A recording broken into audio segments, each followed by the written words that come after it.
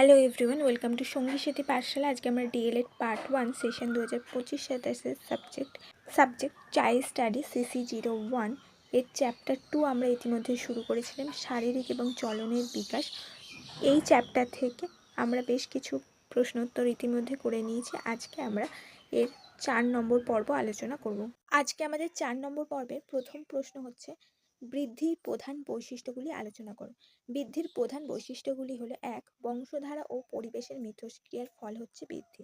অর্থাৎ বৃদ্ধি হচ্ছে বংশধারা, অর্থাৎ শিশু তার পরিবারের সূত্র ধরে জিনগতভাবে যে বৈশিষ্ট্যগুলো নিয়ে জন্মেছে সেগুলো পরিবেশের সাথে মিথস্ক্রিয়ার ফলে বৃদ্ধি ঘটে।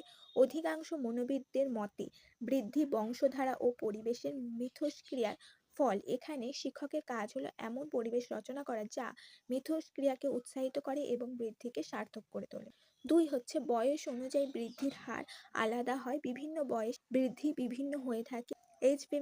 মার্ডিথ বৃদ্ধির হারের উপর দীর্ঘ অধ্যয়নের পদ্ধতিকে লঙ্গিটিউডিনাল পদ্ধতি ব্যবহার করেছেন। এই পদ্ধতির বৈশিষ্ট্য হলো একটি বা একজন শিশুকে দীর্ঘ সময়ব্যাপী অধ্যয়ন করা। এর মধ্যে দিয়ে তিনি দেখেছেন যে এক জন্ম থেকে 2.5 বছর পর্যন্ত বৃদ্ধির হার খুব বেশি। 2.5 বছর বয়স থেকে বয়স সন্ধিক্ষণের 2 বছর আগে পর্যন্ত বৃদ্ধির হার হ্রাস পায়। আবার বয়ঃসন্ধিক্ষণের কিছু পূর্ব থেকে বৃদ্ধির হার পুনরায় দ্রুত হয় এবং বয়ঃসন্ধিক্ষণের পর বৃদ্ধির হার আবার হ্রাস পায়। এই জন্য শিক্ষক ও অভিভাবকদের শিক্ষার্থীদের শারীরিকভাবে বৃদ্ধির উদ্দেশ্যে পুষ্টিকর খাদ্য ও শরীরচর্চা অনুশীলনের ব্যবস্থা করতে হবে। শিক্ষা ও সমাজের গণতান্ত্রিক উপাদানগুলি বিকাশের জন্য তাদেরকে সামাজিক বিভিন্ন কর্মসূচিতে সক্রিয় অংশগ্রহণে উৎসাহিত করতে হবে। এই প্রশ্নটা আবার ছোট 2 নম্বরের প্রশ্ন হিসেবেও আসতে পারে যে বৃদ্ধি কিভাবে বৈশিষ্ট্যগুলি দেখা যায় সেই সম্পর্কে লেখো। বৃদ্ধির উপর অনুশীলনের প্রভাব সম্পর্কিত একাধিক পরীক্ষা ও ধনাত্মক প্রভাবের প্রমাণ পাওয়া গেছে। উপযুক্ত বৃদ্ধির জন্য অভিভাবক এবং শিক্ষকগণ বিভিন্ন কর্মসূচির মধ্যে দিয়ে শিক্ষার্থীদের অনুশীলন করাবে, অর্থাৎ তাদের যাতে বৃদ্ধি ঠিকঠাক হয় সেই দিকে খেয়াল রাখতে হবে। পরের পয়েন্ট হচ্ছে, বৃদ্ধির হারের তারতম্য। শিশুদের মধ্যে বৃদ্ধির হারের পার্থক্য দেখা যায়। কিছু শিশুর বৃদ্ধির হার দ্রুত হয়, আবার কিছু শিশুর বৃদ্ধির হার স্লথ অর্থাৎ ধীর গতিতে চলতে থাকে। শিক্ষকদের প্রধান দায়িত্ব থাকে শিক্ষার্থীদের জন্য বিভিন্ন ধরনের কর্মসূচি পরিকল্পনার ক্ষেত্রে বৃদ্ধির এই বৈশিষ্ট্যের উপর গুরুত্ব দেওয়া। সকলের জন্য একই কর্মসূচির সুপারিশ করা কিন্তু এখানে শিক্ষার মনোবিজ্ঞান সম্মত হয় না। অর্থাৎ কি, বৃদ্ধির জন্য প্রত্যেকটা শিশু ভিন্ন এবং তাদের বোধ বুদ্ধি ধ্যান ধারণা বৃদ্ধির হার সবই পৃথক হতে পারে, সেই দিকে খেয়াল করতে হবে। পরের পয়েন্ট হচ্ছে, নিরবিচ্ছিন্ন ও ধারাবাহিক বৃদ্ধি প্রক্রিয়া একটি স্তর পর্যন্ত নিরবিচ্ছিন্ন এবং ধারাবাহিক প্রক্রিয়া। বৃদ্ধির ক্ষেত্রে এই বৈশিষ্ট্য মুখ্য। আবার শিশুর বৃদ্ধি নিরবিচ্ছিন্নভাবে ঘটে। বয়সভেদে বৃদ্ধির পরিবর্তন ঘটতে পারে, কিন্তু কোন বয়সে তা থেমে গিয়ে আবার শুরু হয় এমনটা হয় না। তাই বৃদ্ধির ক্ষেত্রে নিরবিচ্ছিন্ন এবং ধারাবাহিকতা একটি অন্যতম গুরুত্বপূর্ণ শর্ত। পরের প্রশ্ন হচ্ছে, পরিণমনের বৈশিষ্ট্য আলোচনা করো। পরিণমনের প্রধান বৈশিষ্ট্য হলো: 1. বিকাশের প্রক্রিয়া। পরিণমন হলো বিকাশের একটি প্রক্রিয়া। যেমন পরিণমনের ফলে হৃৎপিণ্ড, পাকস্থলী আয়তন বৃদ্ধি পায় এবং কর্মদক্ষতা বৃদ্ধি ঘটে। হাত পায়ের পেশি শক্ত ও সবল হয় এবং কার্যকারিতা বৃদ্ধি পায়। সহজাত এবং সর্বজনীন। পরিণমন সহজাত ও সর্বজনীন প্রক্রিয়া। এর উৎস হলো জন্মসূত্রে প্রাপ্ত সম্ভাবনা এবং সমজাতীয় সমস্ত প্রাণীর ক্ষেত্রে তা একইভাবে সম্পন্ন হয়। যেমন হাঁটার ক্ষেত্রে পৃথিবীর সব শিশু প্রথমে হামাগুড়ি দেয়। পরের বৈশিষ্ট্য হলো স্বাভাবিক প্রক্রিয়া। পরিণমন স্বাভাবিক প্রক্রিয়া প্রাণীর সুস্থতার একমাত্র শর্ত। এখানে অসুস্থতার মানে পরিণমনে বাধা সৃষ্টি করে। যেমন পোলিও রোগাক্রান্ত শিশুরা স্বাভাবিকভাবে পরিণমনের অভাবে ঠিকমতো হাঁটতে পারে না। নেক্সট হচ্ছে অনুশীলন নিরপেক্ষ। পরিণমনের জন্য কোনো প্রকারের অনুশীলন প্রয়োজন হয় না। শিখন ও পরিণমনের মূল পার্থক্য এখানে। শিখন অনুশীলন সাপেক্ষ এবং পরিণমন অনুশীলন নিরপেক্ষ। চাহিদা নিরপেক্ষ, অর্থাৎ শিশু বা সমাজের চাহিদা পরিণমনকে নিয়ন্ত্রণ করে না, তবে পরিণমন শিশুর চাহিদার উপর প্রভাব বিস্তার করে। যেমন পরিণমনের ফলে বৃদ্ধিপ্রাপ্ত শরীরে অধিক পরিমাণ খাদ্যের প্রয়োজন হয়। তারপরের পয়েন্ট হচ্ছে, শারীরিক ক্ষমতা অর্জনের সহায়ক। পরিণমন ব্যক্তির শারীরিক ক্ষমতা অর্জনে বিশেষভাবে সাহায্য করে, ফলে ব্যক্তির শারীরিক ক্ষমতা বৃদ্ধি পায়। সক্রিয়তা পরিহার্য। পরিণমন প্রক্রিয়ার জন্য ব্যক্তির সক্রিয়তা অপরিহার্য নয়। প্রকৃতির নিয়মে ব্যক্তির অজান্তে পরিণমন ঘটে, তবে ব্যক্তির সক্রিয়তা অনেক ক্ষেত্রে পরিণমনকে ত্বরান্বিত করে। যে বয়সে যে জিনিসটা হবে তো সেটা ঠিক সময় হয়ে যাবে যদি সে সুস্থ স্বাভাবিক তার বৃদ্ধি প্রক্রিয়া চলতে থাকে।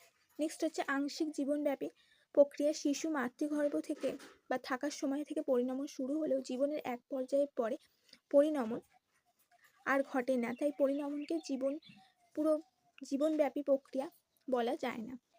নেক্সট কোশ্চেন হচ্ছে শিশুর সামগ্রিক বিকাশে দেহ চলন বিকাশের বিশেষ তাৎপর্য আলোচনা করো। বা শিশুর সামগ্রিক বিকাশে দেহ চলনের বিকাশ গুরুত্বপূর্ণ বা তাৎপর্যপূর্ণ কেন, আলোচনা করো। শিশুর সামগ্রিক বিকাশে দেহ চলন বিকাশ বিশেষভাবে তাৎপর্যপূর্ণ। এক, শিশুর বিকাশে সুস্বাস্থ্য এবং আনন্দময় জীবন খুব গুরুত্বপূর্ণ, যা আংশিকভাবে দেহ চর্চার উপর নির্ভর করে। যদি চলন সমন্বয়মূলক দুর্বলতার কারণে শিশুর কার্যাবলী অন্যান্য সহপাঠীদের তুলনায় নিম্নমানের হয়, তাহলে শিক্ষার্থীদের মধ্যে শারীরিক কার্যাবলী অসন্তুষ্টি দেখা যায়। অর্থাৎ যদি শিশু সুস্বাস্থ্যের অধিকারী না হয় তাহলে তার জীবন আনন্দময় হয় না। হচ্ছে প্রতিটি শিশু সবসময় কাজের মধ্যে থাকতে চায়, সেই জন্য কাজটা প্রয়োজন বা অপ্রয়োজনীয় যাই হোক না কেন এই কাজের মধ্যে দিয়ে শিশুদের মধ্যে অফুরন্ত শক্তি আছে, তা ব্যয় হয়, যার ফলে সে দুশ্চিন্তা এবং হতাশা থেকে মুক্ত হয়। এইভাবে শিশুরা শারীরিক ও মানসিক উভয় দিক থেকে স্বাভাবিক থাকে। কোনো কিছু করতে থাকলে মনটা সেইটার প্রতি একনিষ্ঠভাবে থাকবে। নেক্সট হচ্ছে শিশু যত বেশি কাজ করবে ততই তার মধ্যে নিজের প্রতি আস্থা বৃদ্ধি পাবে এবং আনন্দ লাভ করবে। কাজের মধ্যে দিয়ে সে স্বাবলম্বী হবে, স্বনির্ভর হয়ে উঠবে এবং অন্যের প্রতি নির্ভরশীলতা অসহায়তার বোধ গড়ে উঠবে। অর্থাৎ কাজটা নিজে নিজে করলে সে নিজেকে বুঝতে পারবে যে নিজে সব কিছু করতে পারে এবং অন্যের উপর ভরসা করে থাকা মানে অসহায়তা, সেটা সে করতে চাইবে না। নেক্সট হচ্ছে সহপাঠীদের সাথে খেলা বা সহপাঠীরা অনুপস্থিতি থাকলেও চলন নিয়ন্ত্রণের ফলে শিশু নিজেই নিজের উপস্থিতি উপভোগ করবে এবং নিজের সাথেই সে আনন্দ করে কাটাতে শিখবে। নেক্সট হচ্ছে চলনের উত্তম বিকাশ অন্যদের নিকট শিশুকে গ্রহণযোগ্য করে তোলে এবং সামাজিক দক্ষতা শিখন এর সুযোগ সৃষ্টি করে। এর ফলে শিশুর মধ্যে সামাজিকীকরণে বৃদ্ধি পায়। নিজে কাজ করতে পারলে সে অন্যকে সাহায্য করতে পারে, এগিয়ে যেতে পারে, তো এতে তার সামাজিকীকরণ দক্ষতা বৃদ্ধি পায়। চলন নিয়ন্ত্রণের ক্ষমতা শিশুর মধ্যে শারীরিক নিরাপত্তা বোধের সৃষ্টি করে, যা পরে মানসিক নিরাপত্তাকে নিশ্চিত করে। অবশেষে মানসিক নিরাপত্তা সাধারণকৃত আত্মপ্রত্যয়ের রূপ নেয়, যা সব ধরনের আচরণের প্রতিফলন করে। সে নিজেকে বুঝতে শেখে। এর পরের প্রশ্ন হচ্ছে চলন বিকাশের নীতিসমূহ আলোচনা করো। চলন বিকাশে বলতে শিশুর শরীরের বিভিন্ন অঙ্গ প্রত্যঙ্গের সাহায্যে নড়াচড়া, হাঁটা, দৌড়ানো, ধরা, লেখা ইত্যাদি দক্ষতার বিকাশকে বোঝায়। শিশুর চলন বিকাশে কিছু নির্দিষ্ট নীতির উপর ভিত্তি করে গড়ে ওঠে। এই বিকাশে মূলত 5টি গুরুত্বপূর্ণ নীতি কথা আমরা এখানে উল্লেখ করতে পারি। এক হচ্ছে চলন বিকাশ স্নায়ু ও পেশি পরিণমনের উপর নির্ভর করে। শিশুর চলন বিকাশ মূলত স্নায়ুতন্ত্রের পরিণমনের উপর নির্ভরশীল। স্নায়ুতন্ত্র যত বেশি পরিণত হবে ততই শিশুর চলন বিকাশ নিয়ন্ত্রণের ক্ষমতা বৃদ্ধি পাবে। অপরিণত স্নায়ুতন্ত্রের কারণে শিশু প্রথমে সূক্ষ্ম ও জটিল চলন সম্পাদন করতে পারে না। অর্থাৎ স্নায়ুতন্ত্রের এখানে গুরুত্ব অপরিসীম। পরের পয়েন্ট হচ্ছে উপযুক্ত পরিণমন ব্যতীত দক্ষতা শিখন সম্ভব নয়। শিশুর শারীরিক ও স্নায়বিক পরিণমন সম্পূর্ণ না হলে নির্দিষ্ট চলন দক্ষতা শেখানো সম্ভব হয় না। যেমন পর্যাপ্ত পেশি শক্তি, স্নায়ু নিয়ন্ত্রণ না হলে লিখতে বা সাইকেল চালাতে, দৌড়াতে পারে না। তাই চলন বিকাশের পরিণমন একটি অত্যন্তই গুরুত্বপূর্ণ এবং অপরিহার্য শর্ত। পরের পয়েন্ট হচ্ছে চলন বিকাশের নিয়ম অনুযায়ী চলে। চলন বিকাশ হঠাৎ ঘটে না, বরং এটি নির্দিষ্ট ধারাবাহিক ক্রম অনুসারে ঘটে। সাধারণত শিশুরা প্রথমে ঘাড় ও মাথার নিয়ন্ত্রণ অর্জন করে, তারপরে বসা, হামাগুড়ি, দাঁড়ানো, শেষে হাঁটা শেখে। এই ক্রম সব শিশুর ক্ষেত্রে প্রায় একই রকম হয়। এই ক্ষেত্রে বিকাশগত প্রক্রিয়াকে দুটি নিয়মের কথা বলা হচ্ছে। এক হচ্ছে সেফালোপডাল, অর্থাৎ মাথা থেকে পায়ের দিকে, ফ্রম হেড টু টো, অর্থাৎ মাথার দিক থেকে পায়ের দিকে অগ্রসর হয়। যেমন শিশু প্রথমে দেহের উপরিভাগ অর্থাৎ মাথা, ঘাড় নাড়াতে সক্ষম হয়, হাত ও চোখের সমন্বয় সাধন এবং আঙুল নিয়ন্ত্রণ পরে আসে। অর্থাৎ প্রথমে মাথা নাড়াতে পারবে, তারপরে ঘাড়, তারপরে উঠে বসবে, তারপরে দাঁড়াতে পারবে, এই বিষয়টা। আরেকটা হচ্ছে দ্বিতীয় হচ্ছে প্রক্সিমোডিস্টাল, অর্থাৎ কেন্দ্র থেকে পরিধির দিকে ছড়িয়ে পড়া। অর্থাৎ শিশু তার দেহের কেন্দ্রের নিকটবর্তী স্থান অঙ্গ প্রত্যঙ্গ প্রথমে নিয়ন্ত্রণ করতে শিখে, যেমন কাঁধ, কনুই, পরে হাতের আঙুল এবং হাত নাড়াচাড়া করতে পারে। আবার হাঁটু, পায়ের পাতা এইগুলো পরে আসে। এইভাবে চলতে থাকে। পরের পয়েন্ট হচ্ছে চলন বিকাশের দুটি পর্যায়। চলন বিকাশ প্রধানত দুটি পর্যায়ে সম্পন্ন হয়। এক হচ্ছে স্থূল বা সামগ্রিক চলন বিকাশ বা গ্রস মোটর ডেভেলপমেন্ট, বড় পেশির মাধ্যমে সম্পাদিত হয়, যেমন হাঁটা, দৌড়ানো, লাফানো ইত্যাদি। এবং সূক্ষ্ম চলন বিকাশ অর্থাৎ ছোট পেশির সাহায্যে সম্পাদিত হয়, যেমন কলম ধরা, লেখা, বোতাম লাগানো, রং করতে পারা ইত্যাদি। এই দুই পর্যায়ে ধাপে ধাপে শিশুর চলন দক্ষতা বৃদ্ধি পায় এবং চলন বিকাশের সুস্পষ্ট ভাব লক্ষ্য করা যায়। চলন বিকাশে একটি নির্দিষ্ট দিক ও নিয়ম লক্ষ্য করা যায়।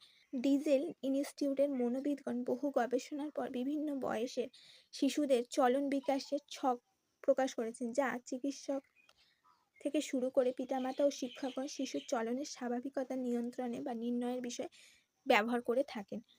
তো এই গেল চলন বিকাশের বিভিন্ন নীতি। এরপর চলন দক্ষতা কাকে বলে? অনব্যাকের মতে চলন হলো সূক্ষ্ম সংযমমূলক অবস্থা, যেখানে ক্ষুদ্র ক্ষুদ্র পেশি প্রধান ভূমিকা গ্রহণ করে। দক্ষতা বলতে বোঝায় স্বতঃস্ফূর্ত, দ্রুত বা নিখুঁতভাবে বাধাহীনভাবে কাজ সম্পন্ন করা। তবে দক্ষতা বলতে একটি প্রতিক্রিয়া সঠিকভাবে রূপ দেওয়া বোঝায় না, বরং একাধিক স্নায়ু বা পেশি সম্মিলিত প্রক্রিয়ার ফলে দক্ষতা পরিপূর্ণ হয়। আবার হিলগার্ডের মতে ব্যক্তি যখন কোনো কাজ সম্পন্ন করে খালি ওই কাজের প্রতি মনোযোগ না দিয়ে অন্য চিন্তা বা কল্পনা বা অন্যের সঙ্গে কথা বলতে বলতেও সে কাজটি সম্পন্ন করে, এটাকে বলে অভ্যাসে পরিণত হয়েছে, অর্থাৎ সে দক্ষ হয়েছে। চলন দক্ষতা হলো শরীরের পেশি ও স্নায়ুতন্ত্রের সমন্বয়ে উদ্দেশ্যপূর্ণভাবে বিভিন্ন কাজ সম্পাদনের সক্ষমতা। এটি শিশুর শারীরিক ও মানসিক বিকাশের একটি গুরুত্বপূর্ণ দিক, অর্থাৎ শরীরের বিভিন্ন অঙ্গ প্রত্যঙ্গ ব্যবহার করে হাঁটা, দৌড়ানো, লাফানো, ধরা, লেখা, কাটা ইত্যাদি কাজ সঠিকভাবে করতে পারার ক্ষমতাই হলো চলন দক্ষতা। অর্থাৎ আমরা যখন কোনো একটি কাজ করছি এবং সেই কাজটি করতে করতে অন্য কাজও করছি, সেটিকে আমরা বলবো যে ওই কাজটিতে আমরা দক্ষ হয়ে গিয়েছি। অর্থাৎ যে ধরো আমরা হাঁটতে হাঁটতে কোনো মানুষের সাথে কথা বলতে পারি, কোনো একটি জিনিসকে দেখতে পারি, লিখতে পারি। আবার সাইকেল চালাতে চালাতেও আমরা অন্য কথা বলতে পারি, অন্য বিষয়ে চিন্তা করতে পারি। আমাকে সেই বিষয়টির প্রতি মনোযোগ দিতে হচ্ছে না। তো এই জিনিসটাই হচ্ছে দক্ষতা। অর্থাৎ তোমার সাইকেল চালানোর দক্ষতা খুব ভালো। এই বিষয়টাই হচ্ছে আমাদের দক্ষতা, চলন দক্ষতা। আজকে এই কটা প্রশ্ন আমরা করলাম, এর পরের দিন আমরা বাকিটুকু করব।